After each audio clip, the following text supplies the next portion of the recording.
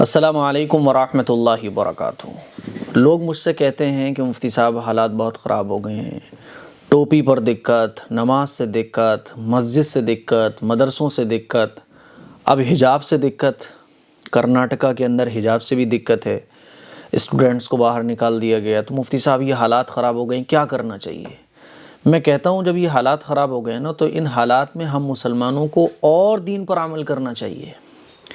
اس کا حل یہی ہے کہ دین پر اور مضبوطی کے ساتھ عمل کرنا شروع کر دیا جائے، تبھی یہ حالات ختم ہو سکتے ہیں۔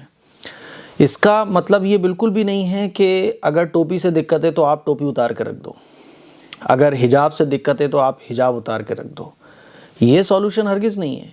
کتنے نوجوان مسلمان ایسے ہیں صاحب، داڑھی کی وجہ سے جاب نہیں مل رہی ہے، داڑھی کی وجہ سے پرابلم ہو رہی ہے، تو کیا کرا کہ داڑھی کٹوا دی، جاب نہیں مل رہی تھی تو داڑھی کٹوا دی۔ یہ اس کا ہرگز حل نہیں ہے کہ اگر جاب نہیں مل رہی ہے تو آپ داڑھی کٹا دو، اگر حجاب کی وجہ سے آپ کی ایجوکیشن میں پرابلم آ رہی ہے یا جیسے حالات چل رہے ہیں اس میں پرابلم آ رہی ہے، تو اس کا یہ ہرگز مطلب نہیں ہے کہ آپ دین کی ان چیزوں کو چھوڑ دو، بلکہ اور دین پر مضبوطی کے ساتھ عمل کرنا شروع کر دو، یہی اس کا سولوشن ہے۔ رسول اللہ صلی اللہ علیہ وسلم کی حدیث سے یہ بات ثابت ہے کہ ایک زمانہ مسلمانوں کے اوپر ایسا آئے گا کہ دین پر عمل کرنا ایسا ہو جائے گا جیسے ہتھیلی پر انگارہ رکھ کر چلنا، اتنا مشکل ہو جائے گا۔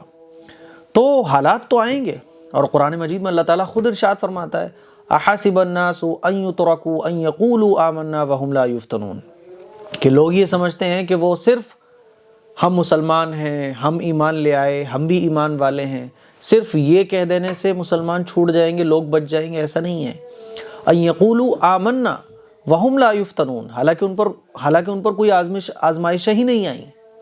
تو قرآن مجید کی آیات سے اور احادیث مبارکہ سے یہ بات پتہ چلتی ہے کہ جب ہم نے کلمہ پڑھ لیا ہے تو آزمائشیں تو ہمارے اوپر آئیں گی، اور ان آزمائشوں سے ہمیں گھبرانا نہیں ہے، ان آزمائشوں سے ہمیں ڈرنا نہیں ہے، ان آزمائشوں پر ہمیں دین کو چھوڑنا نہیں ہے، بلکہ دین پر مضبوطی کے ساتھ عمل کرنا ہے، کیونکہ یہ آزمائشیں تو کلمہ پڑھنے والے پر آئیں گی۔ رسول اللہ صلی اللہ علیہ وسلم نے ارشاد فرمایا کہ دین پر عمل کرنا اتنا مشکل ہو جائے گا کہ جیسے ہاتھ پر انگارہ لے کر چلنا، ہاتھ پر ہتھیلی پر انگارہ رکھ کے چلنا کتنا مشکل ہے، فرمایا کہ دین پر عمل کرنا اتنا مشکل ہو جائے گا۔ آج کتنے سارے واقعات ایسے سننے میں آتے ہیں کہ لڑکوں کو، وہ لڑکے جو داڑھی رکھے ہوئے ہیں تو ان کو جاب نہیں مل رہی تھی، تو انہوں نے ایک دو بار ٹرائی کیا، لیکن پریشان ہونے کے بعد دیکھا کہ کہیں بھی جاب نہیں مل رہی ہے تو داڑھی کٹوا دی۔ تو یہ کتنی افسوس کی بات ہے کہ اگر جاب نہیں مل رہی ہے تو آپ ہمت ہار گئے، آپ نے دین پر عمل کرنا چھوڑ دیا اور داڑھی کٹوا دی۔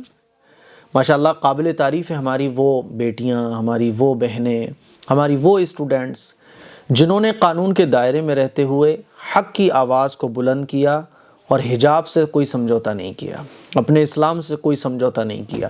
قابل تعریف ہے ہماری بہن وہ بیٹیاں، اور قابل تعریف ہیں وہ لوگ جو دنیا کے لیے اپنے دین کی قربانی نہیں دیتے، بلکہ دین کے لیے دنیا کی قربانی دے دیتے ہیں، جاب کی قربانی دے دیتے ہیں، اپنے دنیا کے عیش و آرام کی قربانی دے دیتے ہیں۔ اور یاد رکھیے رزق اللہ کے ہاتھ میں ہے، رزق اللہ کے ہاتھ میں ہے، کامیابی مالک کے ہاتھ میں ہے۔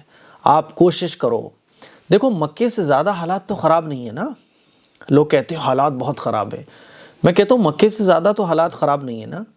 مکے میں تو بہت حالات خراب تھے، لیکن رسول اللہ صلی اللہ علیہ وسلم نے، صحابہ نے دین پر جان لگا دی اور دین پر عمل کرنے کے لیے دنیا کے سارے عیش و آرام قربان کر دیے، لیکن دین پر عمل کرنا نہیں چھوڑا۔ کتنا کفار مکہ مشکلیں پیدا کرتے تھے صحابہ اکرام کے لیے، کتنا ٹارچر کیا کرتے تھے، کتنا ظلم اٹھایا کرتے تھے صحابہ اکرام پر، رسول اللہ صلی اللہ علیہ وسلم پر۔ نان و نفقہ بند کر دیا، بائیکاٹ کر دیا، کتنے مہینے صحابہ اکرام نے ایسے ہی زندگی گزاری ہے، لیکن ہمت نہیں آ رہی، دین پر عمل کرنا نہیں چھوڑا۔ تو کتنے ہی حالات خراب ہوں، لیکن مکے سے زیادہ تو نہیں ہو سکتے نا۔ رسول اللہ صلی اللہ علیہ وسلم کے صحابہ کے اوپر جو حالات تھے اس سے زیادہ تو خراب حالات ہمارے نہیں ہو سکتے نا۔ اسی لیے ہمت ہارنے کی ضرورت نہیں ہے، بلکہ دین پر مضبوطی کے ساتھ عمل کرنے کی ضرورت ہے۔ آپ اگر غور کریں، سب سے پہلے تو میں مبارکباد دینا چاہوں گا اپنی ان بچیوں کو، اپنی ان بہنوں کو، اپنی ان اسٹوڈنٹس کو جنہوں نے، حالانکہ وہ 4 6 8 10 ہوں گی زیادہ سے زیادہ، کیونکہ دین پر عمل کرنے والے A to Z کتنے لوگ ہیں؟ نہ کے برابر ہیں، لاکھوں میں ہزاروں بھی نہیں ہیں، چند سو ہیں بس کچھ. کتنا مشکل ہو جاتا ہے. ماشاءاللہ ان بچیوں نے ہمت نہیں ہاری، ان بچیوں نے قانون کے دائرے میں رہتے ہوئے اپنے حق کے لیے لڑائی کری. لوگوں کے تانے سنے، ان کو ٹارچر کیا گیا، ان پہ طنز کسے گئے، نہ جانے کیسی کیسی بھدی باتیں بھی ان سے کہی گئی ہوں گی، کیونکہ دین پر جو عمل کرتا ہے اس کے سامنے یہ ساری باتیں ہوتی ہیں، کیا اپنے کیا پرائے، سب کچھ نہ کچھ بولی جاتے ہیں. ساری چیزوں کو برداشت کرنے کے بعد بھی انہوں نے ہمت نہیں ہاری ماشاءاللہ، اور اللہ تعالیٰ نے کامیابی عطا فرمائی، ان کو داخلہ مل گیا. تو میرے عزیز بھائیوں، ہمت نہیں ہارنی ہے. آپ دیکھیں سکھ جو ہے نا وہ 2% ہے بس، لیکن انہوں نے، دیکھیے جو بھی قوم ہوتی ہے نا وہ اپنی تہذیب، اپنا طور طریقہ، اپنی تہذیب کو اگر وہ قوم بھول جاتی ہے تو پھر اس کا وجود ہی ختم ہو جاتا ہے.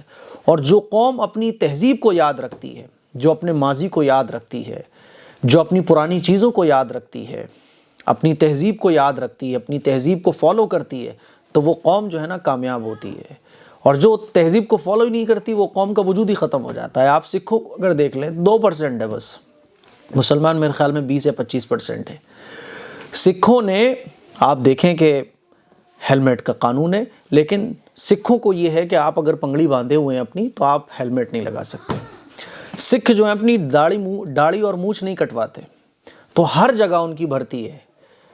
اگر وہ کہیں بھی جائیں گے جہاں کا قانون کچھ بھی ہو، لیکن سکھوں کو یہ اجازت حاصل ہے کہ وہ داڑھی اور مونچھ نہیں کٹا سکتے اور وہ پگڑی نہیں ہٹائیں گے. وہ اگر پولیس میں ہوں گے تو ان کے سر پہ ان کی پگڑی ہوگی، ان کے چہرے پر داڑھی ہوگی، ان کے مونچھ ہوگی.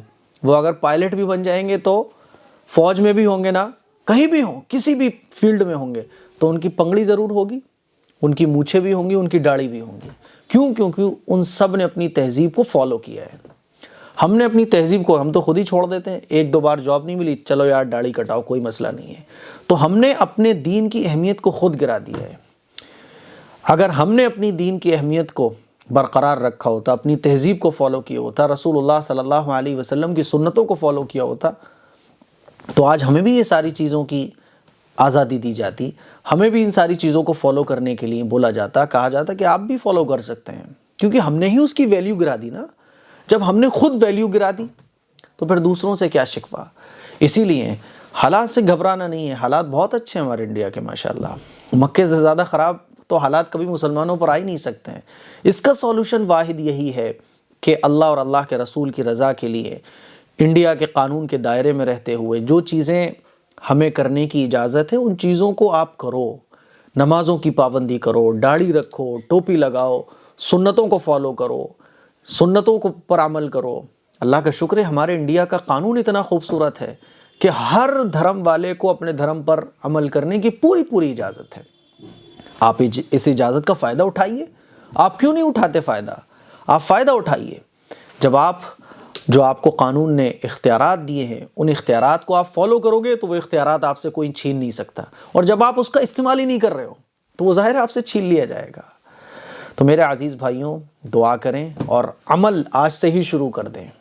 نماز پڑھو، جو فرائض ہیں اس پر پابندی سے عمل کرو، جو واجبات ہیں ان کو فالو کرو، اور جو رسول اللہ صلی اللہ علیہ وسلم کی سنتیں ہیں ان کو فالو کرو. یہی سالوشن ہے جو آج کل کا ماحول ہے اس کو بدلنے کا. السلام علیکم ورحمۃ اللہ وبرکاتہ.